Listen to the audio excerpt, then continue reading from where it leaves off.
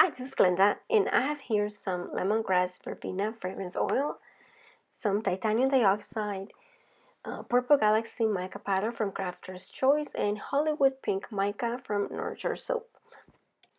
I will be using that to make a big batch of soap. I'm also going to be adding sodium lactate. And the sodium lactate just helps to release the soap from the mold sooner or without damaging the soap too much. Sometimes, depending on your recipe, if it has a lot of fluid oils, it can take a while to set up, especially if you're using a silicone mold or a silicone liner, which creates an airtight seal, so it takes longer to harden up.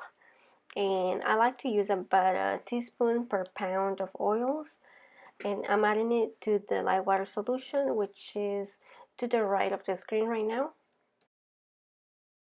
It does need to be added when the light water solution has cooled down some, at least below 130 Fahrenheit. Mine is at 97 Fahrenheit or 36 Celsius, so it is fine. I'm within those limits. I have here the oils. Initially, they're reading 99 degrees Fahrenheit, but you have to remember that this thermometer only takes the surface temperature. So after I gave them a quick stir, it went up a little bit. So it's really 103 Fahrenheit. And if you want to see what oils are in this recipe, I'm going to include a link in the description box where you can check that out.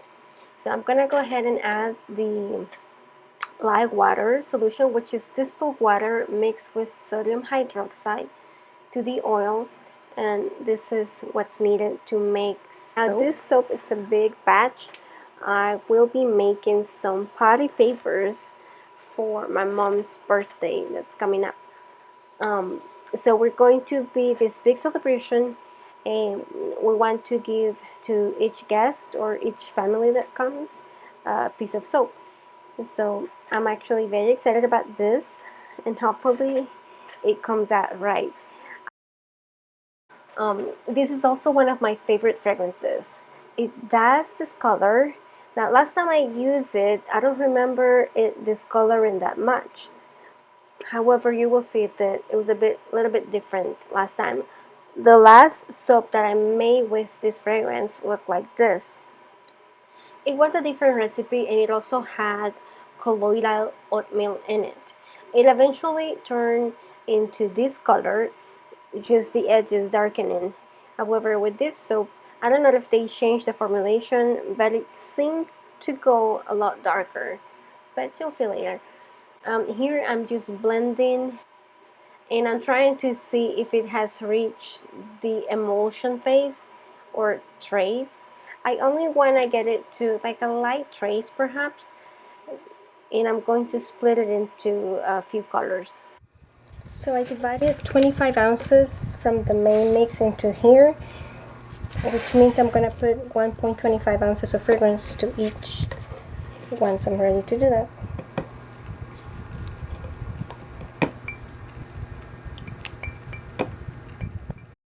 These two are going to be the accent colors, the hot pink and the purple. The hot pink to go with the party because that is the color with which we will be decorating the event location, and then the purple just to go with the fragrance because it's supposed to be, well, the fragrance is lemongrass verbena, and the verbena flowers are usually a purple color, perhaps lighter, I'm not sure, but just to, sort of go with it. The main body of this soap is just gonna be whatever the fragrance will discolor it to, which in this case, I try to help it a little bit by adding some titanium dioxide. This is to lighten up the color of the butter in hopes that the discoloration of the vanillin content will not make it go too dark. Then I added the correct fragrance amount to each portion, and in hindsight, I think I could have skipped adding fragrance to the purple and the pink because that would have probably helped them stay brighter at the end. But that I know for next time that I do use this fragrance. And I don't think I've mentioned this, but the birthday party was supposed to be a surprise. I mean, it was a surprise. I mean, nobody ruined it or anything, although we were closed to it. And it was special because my brother, who lives in El Salvador, was able to come with his family for that weekend.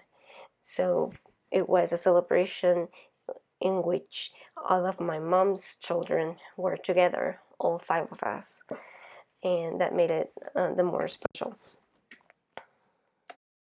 Now back to the soap. I added the main portion to the mold, and then I just pour the pink and the purple on top, and I try to do like a spoon swirl, which is when you go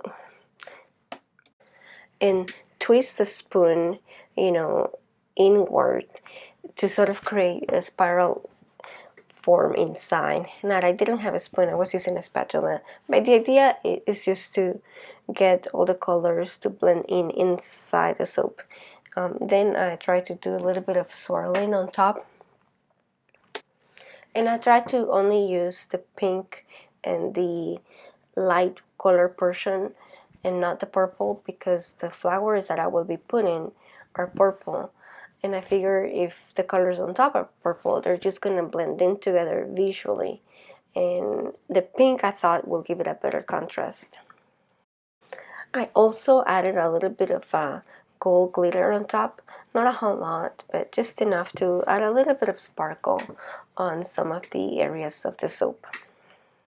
Then when it was time to add the flower embeds, it was a little bit tricky because I wasn't exactly sure how I was gonna cut it. Like, I knew the size of the bar I wanted to achieve, not too big but not too small. Usually patty favors tend to be on the smaller side of soap bars, sort of like a hand soap, but I wanted this one to be a little bit bigger. So I tried to put the flowers just in a straight line so that whichever way I decided to cut it, it would be about the size I had estimated.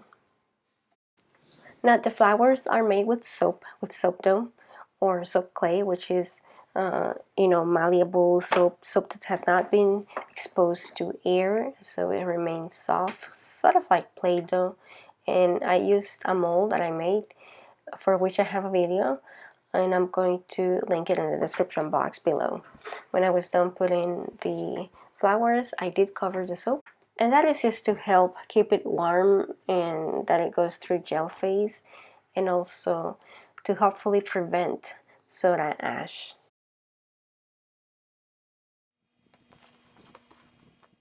After 36 hours, I went ahead and removed it from the wooden mold. So still sticking to the size, so I'm gonna go and put it in the fridge so that hopefully I can remove it from the mold tonight and cut it. So I put this in the freezer this morning just to be able to remove it from the mold easily. I'm not gonna cut it yet. So it's been in the freezer for about 12 hours, maybe 10. So now I'm just gonna let it thaw out so that I can cut it, and we'll see what it looks like inside. Normally I would have just let it stay in the mold longer, but because the patty is coming up soon, I want it to have enough time to cure, so it is in my best interest to get this cut and airing out so that the curing process starts. I use my homemade slab cutter to first divide it into loaves or loaves, and then each loaf I started cutting the individual bars out of. At this point, there are no signs of discoloration yet, not even on the edges, but eventually it did turn a darker beige or maybe like a light brown. I'm gonna post a picture next so you have an idea of what it looked like. But anyway, thank you for joining me, and I'll see you next time. Bye.